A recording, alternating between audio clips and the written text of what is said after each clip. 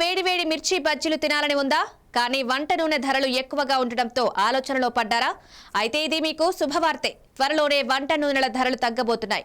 కొన్ని నెలలుగా వంట నూనె ధరలు పెరగడానికి ప్రధాన కారణాలు అంతర్జాతీయ మార్కెట్లో ధరల పెరుగుదల, రూపాయి విలువ తగ్గడం. అయితే తాజా కేంద్ర ప్రభుత్వం వంట నూనెలపై దిగుమతి సుంకాన్ని 20% నుండి 10%కి తగ్గించింది. దీంతో కంపెనీలు విదేశాల నుంచి తక్కువ ధరలకు నూనె దిగుమతి చేసుకునే అవకాశం ఉంది. దాంతో మార్కెట్లో ధరలు తగ్గే పరిస్థితి ఏర్పడుతుంది. రాబోయే వారాల్లో వంట నూనె ధరలు 5 నుంచి 7% వరకు తగ్గవచ్చని అంచనా.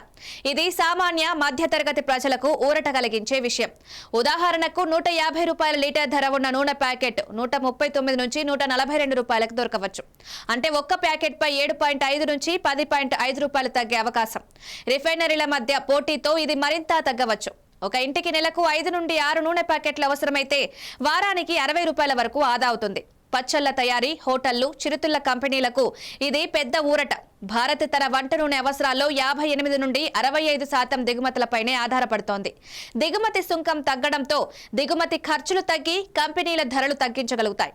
ఇక వర్షాలు ఎక్కువగా పడే అవకాశం ఉందన్న దేశీయంగా సోయాబీన్, వేరుశనగ పంటల దిగుమడి పెరిగే అవకాశం ఉంది. దీని ప్రభావంతో కూడా నూనె ధరలు తగ్గవచ్చు. అయితే కొన్ని నిపుణుల అభిప్రాయం ప్రకారం ఇది తాత్కాలిక ఊరట మాత్రమే. గ్లోబల్ యుద్ధ పరిస్థితులు ప్రభావం చూపితే మళ్లీ ధరలు పెరిగే అవకాశం ఉంది. దేశీయంగా వంట నూనెల ఉత్పత్తి పెంచేందుకు కేంద్రం పామాయిల్ సాగు ప్రోత్సహిస్తోంది. కానీ దీనికి కనీసం 4 సంవత్సరాలు పడుతుంది.